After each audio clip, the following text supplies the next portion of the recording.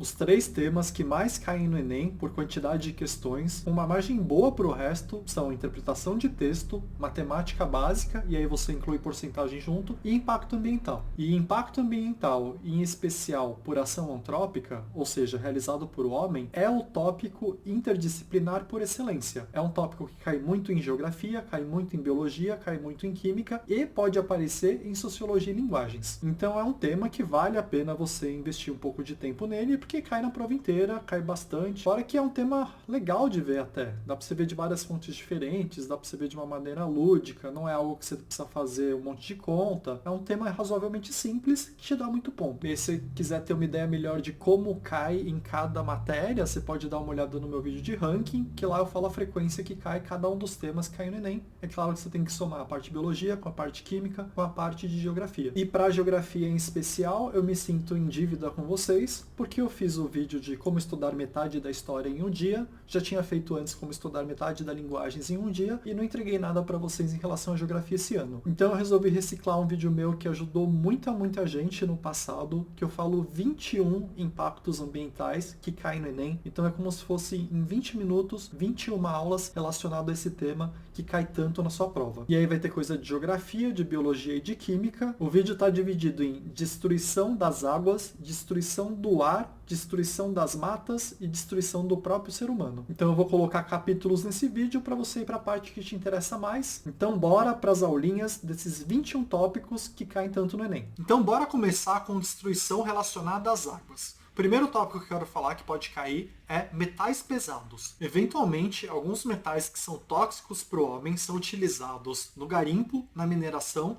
e até na confecção de baterias. E o descarte dos resíduos dessas atividades e até o descarte das baterias não é muito bem fiscalizado. Então, eventualmente, esses metais pesados vão para os mares, para os rios, para os lençóis freáticos. E o problema é que esses metais, mais especificamente o mercúrio, o chumbo e o cádmio, eles acabam entrando no corpo humano e o corpo humano não tem uma forma adequada de eliminar eles. Então eles vão se acumulando no corpo humano. E quando passa de uma determinada quantia dentro do seu corpo, esses metais passam a se tornar muito tóxicos e podem até dar dano neurológico, deixando sequelas. Então pode acontecer de você estar tomando água de algum lugar que contém esses metais pesados e isso vai te fazer mal ao longo do tempo. Então esse é um tópico de preocupação social que pode cair no Enem, pode cair mais especificamente na prova de química, mas pode cair também em geografia, pode cair em biologia, e você tem que ter uma ideia de quais são esses metais. Então é o mercúrio, o chumbo e o cádmio, e eles são chamados de metais pesados, e o nosso corpo tem dificuldade de eliminar eles. Então vamos para o segundo tópico de águas, e o segundo tópico é eutrofização. Eutrofização pode acontecer naturalmente na natureza, mas é muito frequentemente causada pelo homem. Basicamente, o processo é assim. O homem joga lixo e esgoto nos rios, e esse lixo e esse esgoto contém muitos nutrientes. Com isso, há uma superproliferação de algas e bactérias. Essa superproliferação faz com que não atravesse mais luz. E com isso, seres que dependem da fotossíntese para sobreviver acabam morrendo também, o que deixa o ambiente com mais nutriente ainda. Com mais nutriente, acontece uma maior proliferação das bactérias aeróbias e elas acabam consumindo todo o oxigênio da água. E com isso acabam morrendo também os animais que dependem do oxigênio para sobreviver. E esse rio acaba se tornando um grande esgoto, não tem mais vida lá, porque aconteceu essa superproliferação das bactérias aeróbias que consumiram todo o oxigênio no ambiente. Sem oxigênio no ambiente, fica meio que inóspito aquele ambiente. E isso vai afetar não só os ecossistemas relacionados àquele rio, como todas as pessoas que dependem daquele rio para sobreviver, como por exemplo através da pesca. Então vamos para o terceiro tópico relacionado às águas, e se trata de uso excessivo de filtro solar e cosméticos na praia e ao entrar no mar. Esses produtos contêm substâncias que são altamente tóxicas para alguns animais, em especial os corais. Os corais não sobrevivem se eles entram em contato com essas moléculas. Eles acabam morrendo e acaba sobrando apenas o esqueleto do coral, que pode estar esbranquiçado, ao invés de um coral todo colorido, porque a vida animal ali já foi embora e sobrou apenas um esqueleto calcário. E o problema disso não se estende apenas aos corais. Os corais fazem parte de todo um ecossistema. Tem animais que dependem dos corais para sobreviver. Você está afetando a cadeia alimentar, uma teia alimentar. E está acabando até, eventualmente, com peixes que ficam naquela região e que dependem dos corais para se alimentar ou de outros organismos que se alimentam dos corais.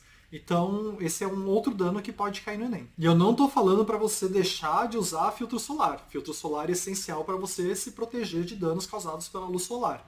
Então você tem que usar filtro solar. Mas você deve procurar filtros solares que não causam esse tipo de dano e evitar outros tipos de produto que você não necessariamente precisaria passar para ir para a praia, como perfumes, como maquiagem demais, que esses produtos também podem conter essas substâncias que causam dano a outros animais. Então vamos para um quarto dano relacionado às águas e se trata de usar plástico demais na sua vida. Em várias situações você tem a oportunidade de usar menos plástico do que você usa normalmente. Por exemplo, você pode usar a mesma sacola para ir sempre para o supermercado, para evitar pegar aquela sacola de plástico. Você pode usar canudo de papel em vez de plástico. Você pode optar por produtos com um plástico biodegradável. E tudo isso ajuda a diminuir um grande impacto ambiental, que é mandar de volta para a natureza plástico que não é biodegradável.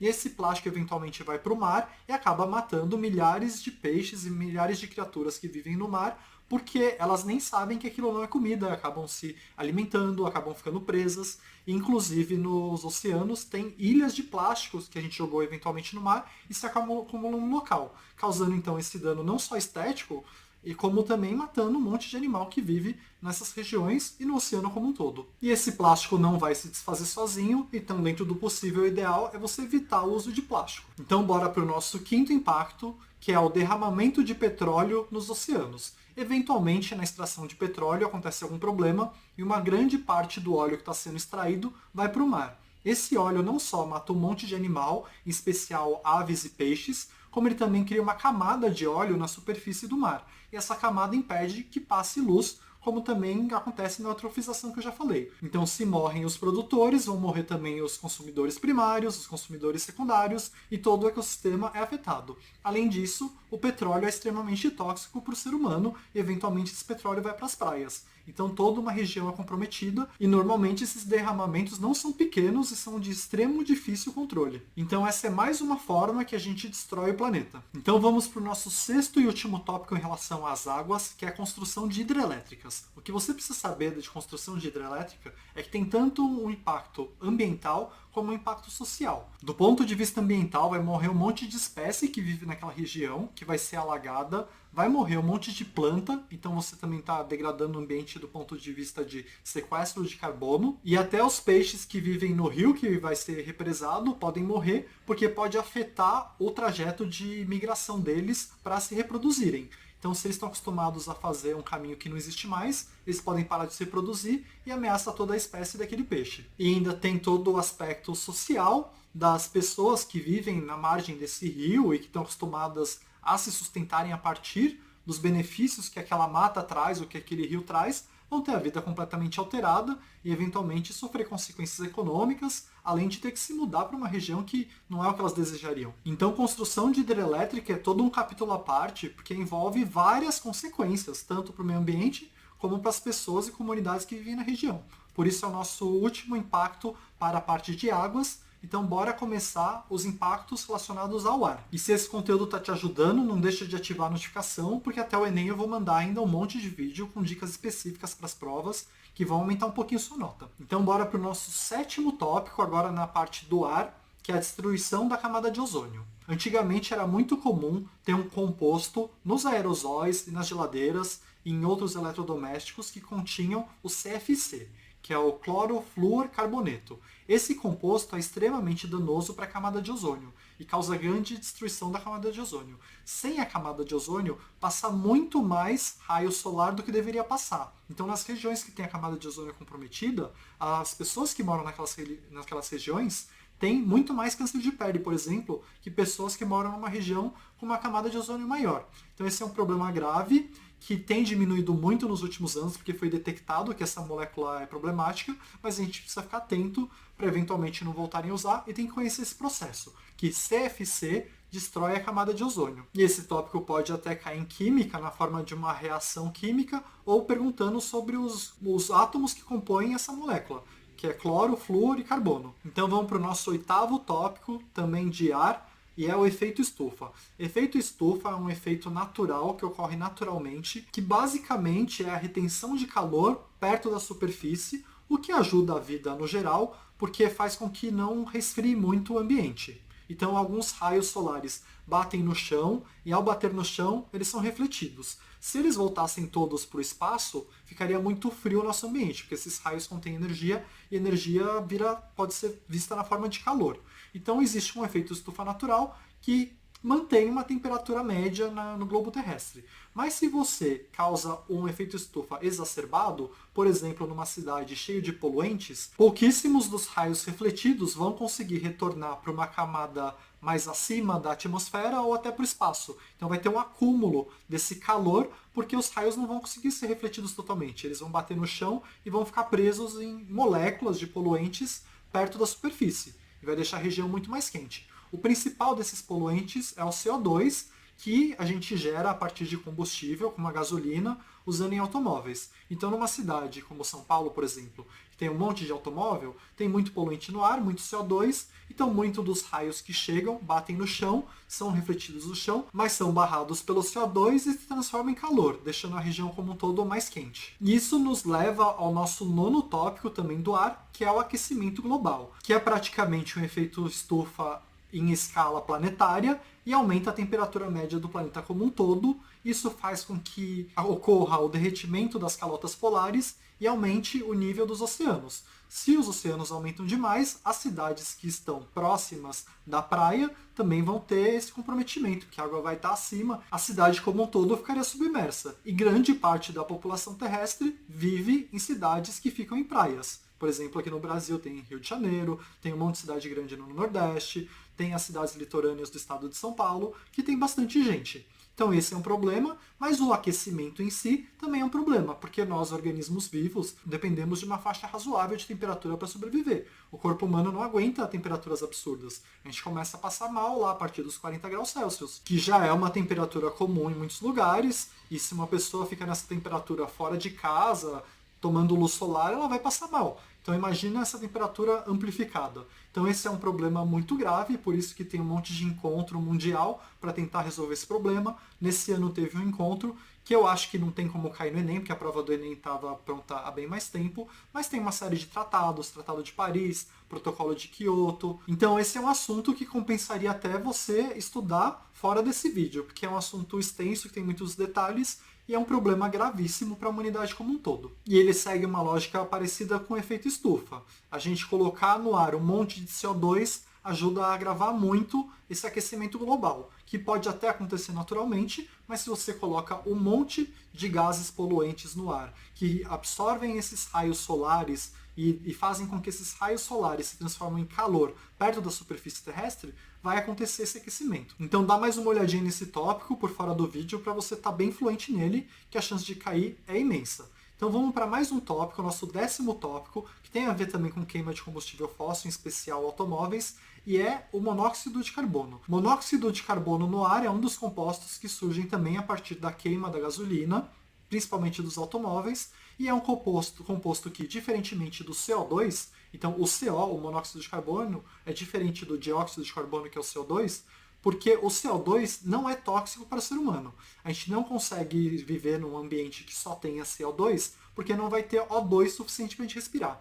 O CO, que é o monóxido de carbono, tem um problema adicional, que é ele tem alta afinidade na sua hemácia. Então quando você respira, se tiver CO2, o CO2 não vai vencer a concorrência com o oxigênio para se prender a sua hemácia no seu sistema respiratório. Já o CO tem alta afinidade por hemácia. Então se você respira CO com O2, o CO vai se ligar na sua hemácia e vai impedir que o O2 se ligue. Então num ambiente cheio de monóxido de carbono, que é o CO, você pode acabar morrendo porque o seu organismo não vai receber O2, oxigênio suficiente, para manter suas células vivas. Então esse é um problema também da queima de combustível. E o nosso próximo tópico, o 11º tópico, para fechar a parte do ar, também tem a ver com queima de combustível, e se trata da chuva ácida. A chuva ácida existe naturalmente com o CO2 do ar, mas é um ácido fraco que é formado, que é o ácido carbônico. Mas no combustível, eventualmente, tem compostos de enxofre e de nitrogênio que são soltos para o meio ambiente a partir de combustível de carros e veículos, mas também de indústria,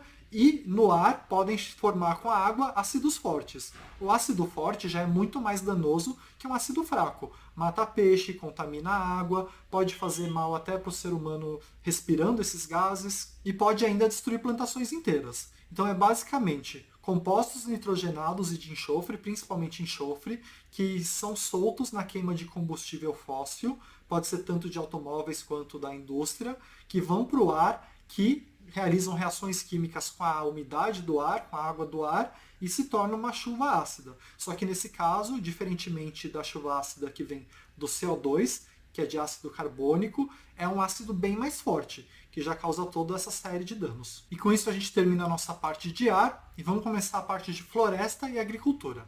O primeiro tópico que a gente vai falar aqui, que é o nosso 12º tópico, é o desmatamento. As florestas elas absorvem CO2 e transformam esse CO2 em glicose, então elas tiram o CO2 do ar e ajudam a evitar o aquecimento global. Então você desmatando uma floresta, você também está prejudicando o mundo nesse aspecto. Mas para o Brasil tem uma questão mais específica, que é a seguinte: na floresta amazônica tem uma grande retenção de umidade no ar por causa das plantas. Essa umidade no ar na floresta amazônica forma o que a gente chama de rios voadores. E os rios voadores são basicamente massas de ar carregadíssimas de umidade. E essas massas de ar migram pelo país e fazem chover em outras regiões, como por exemplo no Sudeste. Então uma massa de ar formada na floresta amazônica é uma floresta de ar extremamente úmida que se move ao longo do país e faz chover em outros lugares, fazendo com que não exista seca em alguns lugares do país. Se você tira a floresta na floresta amazônica e ela começa a se transformar numa região sem plantas, você vai ter menos umidade no ar daquela região. Então vai ter menos o fenômeno dos rios voadores. E com isso, grande parte do resto do país vai ter mais secas. Então esse é um detalhe importantíssimo que você precisa saber, porque esse fenômeno acontece aqui no Brasil e porque o desmatamento da floresta amazônica é gigantesco. Então esse é um dos grandes impactos. Então vamos para o nosso 13º impacto, que é similar ao anterior, mas se trata das queimadas. A queimada também tem essa questão do sequestro de carbono. Na verdade, você está fazendo o inverso do sequestro de carbono. Quando uma floresta vai crescendo, ela vai tirando o CO2 do ar e transformando o CO2 em plantas, porque na planta vai ter um monte de glicose, vai ter um monte de composto formado a partir do CO2. Então você tira CO2 do ar e vai formando uma floresta. Quando você pega e queima essa floresta, você está devolvendo para o ar todo o CO2. E o CO2 vai causar os problemas que a gente já falou antes, como, por exemplo, aumentar a chuva ácida fraca de ácido carbônico, aumentar o efeito estufa e aumentar o efeito global. Então o desmatamento é péssimo e, além disso, a queimada solta um monte de poluente para o ar e para as pessoas que vivem perto dessas regiões, esse ar carregadíssimo de poluentes acaba afetando o sistema respiratório delas. Então é perigosíssimo para a gente. Então isso é mais um dos impactos que eu queria falar nesse vídeo. Então vamos agora para o 14º impacto, também relacionado a florestas, e aqui seria a caça desenfreada. A caça sem restrição ou até a caça ilegal. E aqui as pessoas que executam a caça desenfreada, e aí você pode colocar no mesmo barco a pesca desenfreada também, mas seria na parte de água, mas estou falando aqui junto com a caça desenfreada, ela pode levar à extinção espécies daquela região. Mas, de novo, você levar uma espécie à extinção, o problema não é apenas essa espécie, que já é um problema imenso, né? Pode fazer até uma espécie sumir do planeta. Mas fora esse problema, cada espécie tem um papel numa teia alimentar e num ecossistema. Se você tira uma espécie de um ecossistema, você pode quebrar o ecossistema inteiro. E a gente também precisa desses ecossistemas. A gente extrai remédios de plantas que fazem parte de um ecossistema, a gente se alimenta de animais que fazem parte de um ecossistema, principalmente para comunidades que vivem num meio como uma floresta, isso é importantíssimo. Então esse é um problema que a gente esquece de vez em quando, mas é um grande impacto ambiental, a caça desenfreada. Então vamos para o nosso 15º impacto, quase chegando no 21º. Depois disso tudo você vai ter um repertório incrível, e o impacto da vez aqui é o uso de agrotóxico. O agrotóxico a partir do agrotóxico tem um fenômeno chamado de bioacumulação, que é o seguinte: alguns dos compostos dos agrotóxicos, quando ingeridos por um consumidor primário que se alimenta dos produtores, ele recebe esses compostos, mas o organismo dele não consegue eliminar esses compostos. E todo o resto da cadeia alimentar, quando se alimentar desse organismo, ou de um outro organismo que se alimentou dele, vai receber junto esse composto, até o momento que esse composto chega no ser humano. Então, por exemplo, tem uma planta com agrotóxico, vai lá um consumidor primário e se alimenta daquela planta. Aquele composto fica para sempre dentro do consumidor primário. Aí vem o consumidor secundário e se alimenta do consumidor primário. Aí aquele composto passa para o consumidor secundário, e aí vamos supor que o próximo consumidor é o ser humano. Ele vai lá, se alimenta dessa carne, e esse composto fica dentro do organismo do ser humano, que também não consegue eliminar esse composto. E vários desses compostos são extremamente tóxicos, alguns são até relacionados a câncer, então é um grave problema que a gente usa algo na agricultura que eventualmente causa dano ao ser humano. E o nosso próximo tópico, o 17º, também é relacionado à agricultura e é o uso de transgênico, que tem 3 problemas gravíssimos. Um transgênico, por exemplo, a soja transgênica, é uma planta que sofreu uma alteração genética feita pelo ser humano para que ela renda mais na produção agrícola. Então, para que tenha uma produção maior, para que morram menos durante a plantação, para que os frutos sejam maiores. Então, você altera geneticamente uma planta para aumentar o rendimento. Mas o primeiro problema disso é que destrói a variabilidade genética. E variabilidade genética é o seguinte: eu e você, a gente tem genes muito parecidos, porque nós dois somos Homo sapiens. Mas dentro do nosso pool gênico, dentro dos nossos genes, a gente tem uma variação, que dá o cabelo de um jeito, o olho de outro jeito, o tamanho de outro jeito. Então a gente tem uma variabilidade genética. No momento que você passa a usar transgênicos, todas as sementes têm o mesmo gene, porque são aqueles genes que vão dar a maior produção possível. Então vão dar aquela fruta mais saborosa, maior, mais bonita. Então você padroniza a sua colheita às custas de deixar todos os organismos daquela plantação como se fossem clones. Só que o problema é que a variabilidade genética, ela protege a gente de extinção. Porque, por exemplo, alguns seres humanos são imunes ao Covid, porque tem alguns genes, que a gente ainda não estudou profundamente para saber quais, que protegem a gente de ter um quadro agudo. E se você tem todos os organismos do planeta inteiro, então, por exemplo, a gente está produzindo milho, e tem uma sequência genética para o milho, que é a melhor, que produz o melhor milho, mais saboroso. Se todos os milhos do planeta tiverem exatamente a mesma genética, se surgir uma doença que ataca essa genética, todos os milhos do planeta vão ser erradicados. Então, nesse aspecto, é extremamente problemático você acabar com a variabilidade genética. Um segundo problema, que também é muito sério, é que as empresas que produzem esses transgênicos, elas querem sempre vender mais. Então elas fazem sementes que são estéreis. Elas produzem plantas que não se reproduzem para obrigar o agricultor a sempre ficar comprando sementes. Ele não consegue produzir essas sementes por conta própria.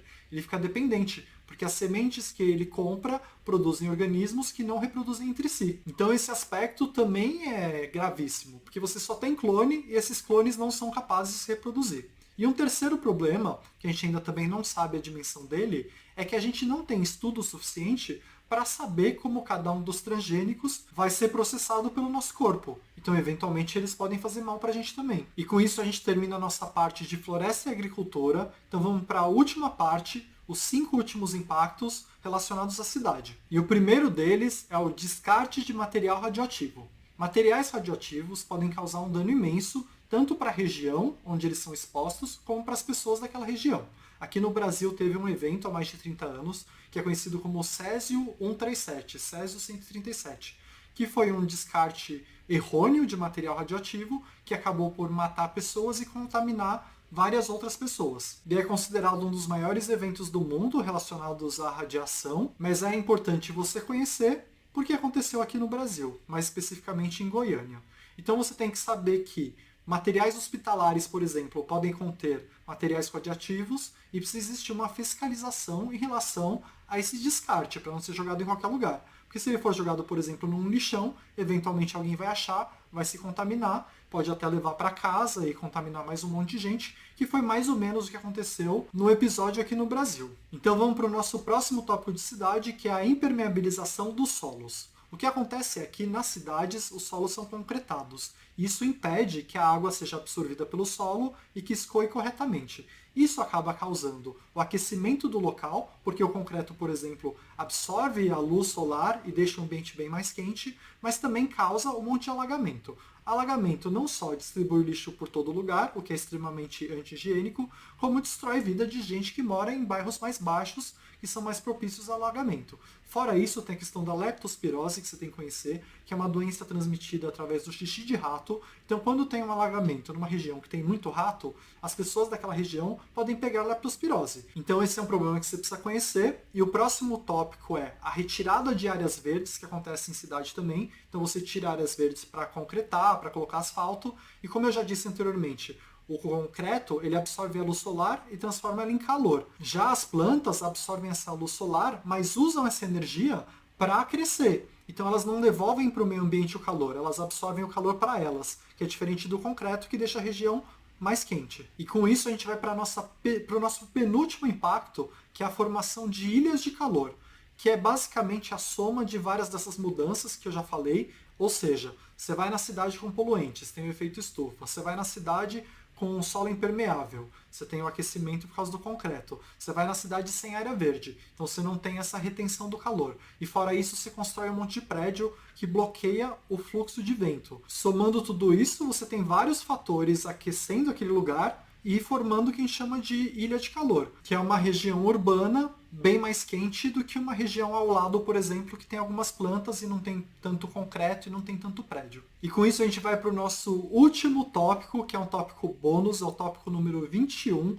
que é a criação de superbactérias, que acontece como consequência da nossa civilização, que usa demais antibiótico e acaba selecionando entre um grupo de várias bactérias aquelas mais resistentes. Porque a gente vai combatendo várias bactérias, as mais fracas vão morrendo e vão sobrando só aquelas bactérias que resistem ao efeito do antibiótico. Com isso a gente forma o que a gente chama de superbactérias. Então é perigosíssimo que no futuro a gente tenha bactérias que sejam imunes a todos os antibióticos que a gente tem disponível. Então esse é mais um problema trazido pelo progresso. Então com isso a gente acaba o vídeo, eu espero que te ajude muito. Tem mais um vídeo que tenta te dar um adianto na área de natureza, que é metade da área de biologia em apenas um dia, você pode dar uma olhada. E obrigado!